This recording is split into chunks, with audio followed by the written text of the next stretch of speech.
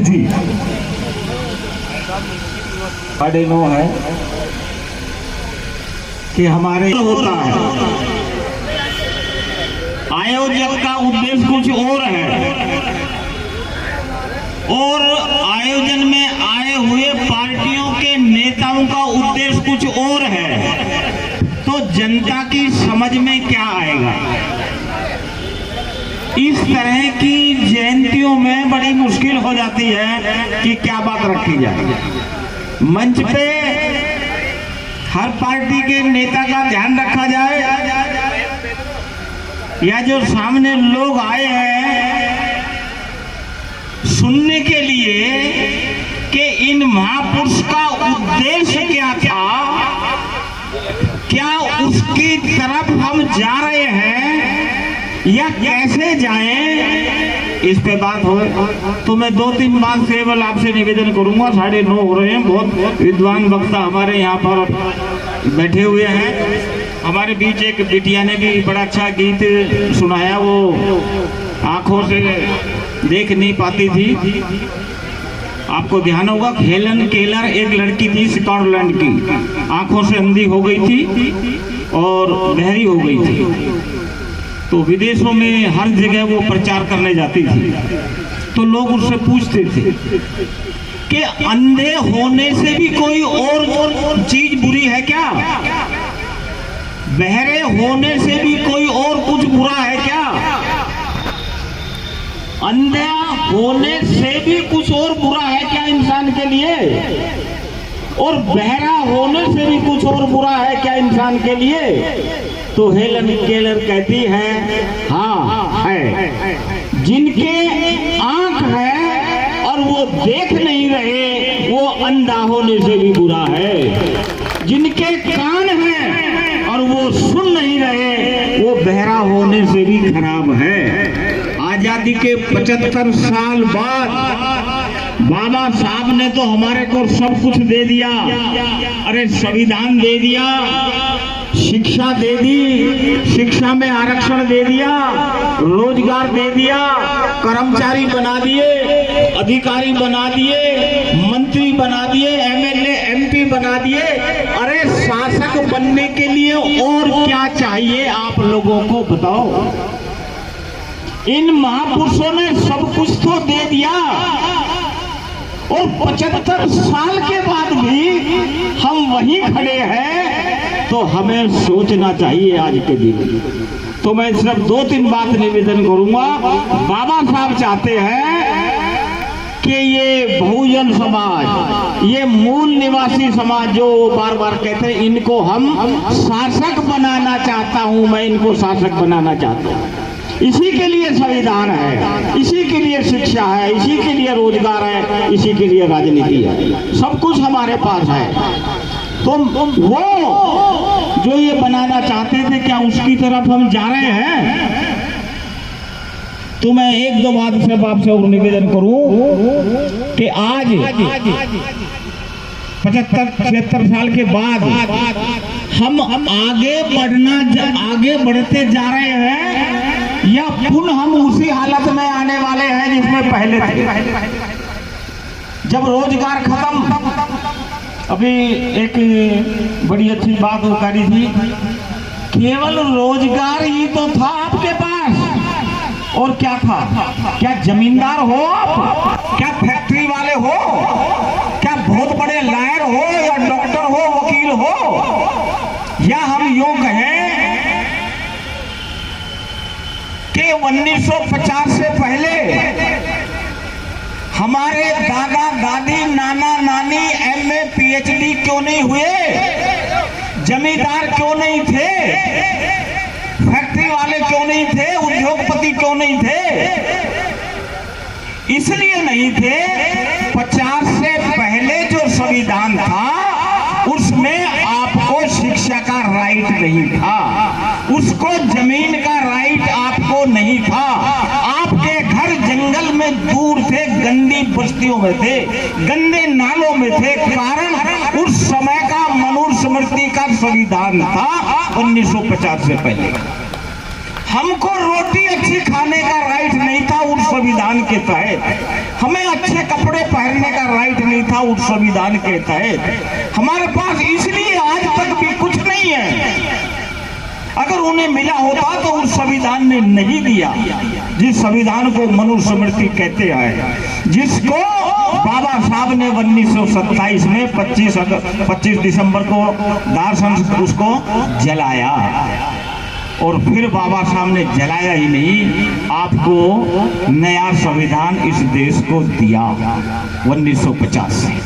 वो संविधान एक, उससे पहले का संविधान था और आज दूसरा संविधान है। उस संविधान के कारण ही हमें शिक्षा का अधिकार मिला, उस संविधान के कारण ही रोजगार का अधिकार मिला, उस संविधान के कारण ही राजनीति में हमारे को हिस्सेदारी मिली, उस संविधान के कारण ही अच्छे कपड़े बोलने का सारा अधिकार, रक्षा सुरक्षा, मकान जमीन इस 1950 के बाद के संविधान के तहत मिला है। ये संविधान ही हमारे सभी महापुरुषों के संघर्ष का परिणाम है। इसे बचा लोगे, इसे रख लोगे, इसे संभाल लोगे, इसे जान लोगे तो अपना सब कुछ बना लोगे और आने वाले समय में शासक बन जाओगे।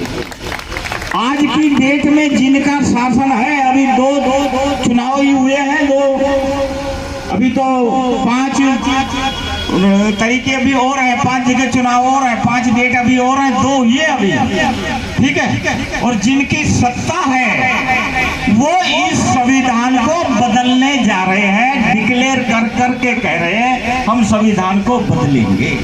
जिसके आधार पर आपको मिला वो संविधान खतरे में है तो क्या करोगे? रोजगार जा चुके हैं, लोकतंत्र खतरे में। पार्लियामेंट का हिसाब देखो, जो हमारे प्रतिनिधि, विपक्ष का जो प्रतिनिधि होता है वो जनता की बात करेगा। क्या पार्लियामेंट में लोकतंत्र है? विपक्ष की पार्टियों को कोई बोलने दे रहा है? उनके मुख्यमंत्रियों को जेल में? तो हमारी आपकी क्या औकात है, ये देखिएगा। तो आज लोकतंत्र बचाने की जिम्मेदारी बहुजन समाज की, संविधान को बचाने की जिम्मेदारी बहुजन समाज की। और इस आजादी और एकता, जो हमारी एकता बाबा साहब ने बनाई, अरे शिक्षा का अधिकार एकता पैदा करता है। जब स्कूल में सारे लोग बैठेंगे, SC ST OBC माइनॉरिटी के, सवर्ण के, उनमें एकता पैदा होगी। रोजगार हमें एकता पैदा करता है, राजनीति भी एकता पैदा करती है। मगर जिनका शासन है वो आपके एकता के विरुद्ध है, वो लड़ाई लड़ना चाहते हैं। और हिंदू मुस्लिम के नाम पे जब तक लड़ाई नहीं होगी उनकी सत्ता चल नहीं सकती है। ये प्रश्न आज बहुजन समाज के सामने है, इसको बचाने। तो साथियों, इस हालत में क्या करें? तो हमने तो कार्यक्रम बनाया, भैया संविधान बचा लो। और ये हमने कार्यक्रम चलाया कि संविधान और लोकतंत्र बचा लोगे तो आपके सारे अधिकार बच जाएंगे। इसके लिए एक काम तो ये करना है कि वर्तमान में जिसका केंद्र पे सत्ता है उसको एक भी वोट हमारी नहीं जानी चाहिए, उसको हर हालत में हमने हराना होगा देश के सब क्षेत्रों में। ये काम करना होगा। दूसरा काम हमें ये करना होगा कि जो हमारी SC ST OBC माइनॉरिटी जितनी भी ये जातियां हैं, ये जातियां हमारी मूल पहचान नहीं है, ये हमारे को आर्य ब्राह्मणों के द्वारा दी गई गालियां हैं। इन गालियों को कब तक छाती और कमर पे लगा के रखना चाहोगे? इन अपमान सूचक जाति शब्दों को क्या हम आने वाली संतान की छाती और कमर पे भी लगा के छोड़कर जाना चाहते हैं या हटाना चाहते हैं? जाति खत्म करे बिना आप कुछ भी प्राप्त नहीं कर सकते। कहते हैं कि ये देश कृषि प्रधान है, मगर कैसा कृषि प्रधान है? थोड़ा सा। अरे ये देश तो जाति प्रधान है। जाति हर जगह मिलेगी आपको, गांव से लेके राष्ट्रपति भवन तक। हमारी और समस्या नहीं है, जाति ही समस्या है। और जाति उन्होंने दी है, कैसे खत्म करोगे? इसे खत्म करे बिना, जो बाबा साहब ने भी लिखा, जाति का विनाश करो। जाति का विनाश पहली चीज होगी। सब कुछ मनुष्य बच सकता है तो फूले जी ने जो सूत्र दिया है, बस वो बात कह के मैं अपनी बात खत्म करूंगा। फूले जी ने बताया, अगर आपने गुलामगिरी पढ़ी होगी, गुलामगिरी, फूले साहब जी, गुलामगिरी की शुरुआत फूले साहब होमर से करते हैं। होमर कवि है कहाँ का? ग्रीक का, यूनान का। क्या कहता है? फूले जी ने उससे शुरू क्यों करी? वो कहते हैं कि जिस दिन इंसान को गुलाम बनाया जाता है या गुलाम बन जाता है, वो अपने 50% गुण को खत्म कर देता है, उसकी योग्यता खत्म हो जाती है और 50% योग्यता वो अपने मालिक के लिए यूज करता है, उपयोग करता है। होमर को, होमर कौन है? होमर कहता है यूनान में, यहां भी लागू होता है क्या, कि जितने भी धर्मशास्त्र लिखे गए हैं सारे राजाओं के फेवर में है और जनता को धर्म पर मन मिटने के लिए तैयार करे गए हैं। जनता को धर्म पर मन मिटने के लिए, जनता को अपने अधिकारों के लिए मन मिटने के लिए तैयार नहीं करे, जनता को धर्म पर और धर्म राजा के फेवर में है। कह रहा ये कैसे शास्त्र है?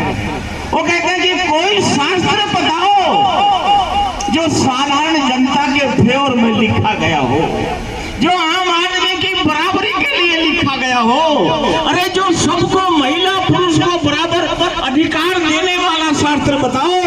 तो आज आपके सामने वो शास्त्र है जो डॉक्टर B.R. अम्बेडकर ने लिखा, जिसको भारत का संविधान कहता है, वो शास्त्र है जो सबको बराबर का अधिकार देता है। दूसरा वो कहते हैं होमर के लोगों के दिमाग में देवी देवता के चमत्कार और भय और लालच अगर नहीं निकालोगे तो ये समाज कभी भी संविधान, लोकतंत्र और आजादी की वैल्यू को नहीं समझेगा।